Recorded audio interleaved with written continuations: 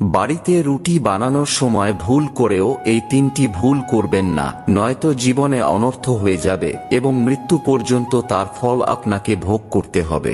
জানার আগে হে প্রভু রাম, যারা লাইক করে কমেন্টে জয় শ্রী রাম লিখছে তাদের সকল দুঃখ কষ্ট থেকে তুমি তাদের রক্ষা করো। নাম্বার 1, রান্নাঘরে এসে কখনো হিসাব করে রুটি বানাতে নেই।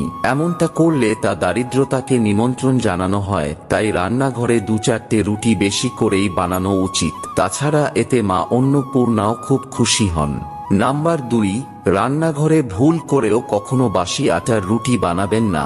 এতে করে পুরো পরিবারকে রাহুর গ্রাস সহ্য করতে হয়, যার কারণে স্বামী স্ত্রীর মধ্যে ঝগড়া হয়। নাম্বার 3, শাস্ত্র অনুযায়ী প্রথম রুটি পরিবারের সদস্যদের খাওয়াতে নেই। প্রথম রুটি কোনো গাইকে আর শেষ রুটি কুকুরকে খাওয়াতে হয়। এমনটা করলে জীবনে কখনো দুঃখ আসে না।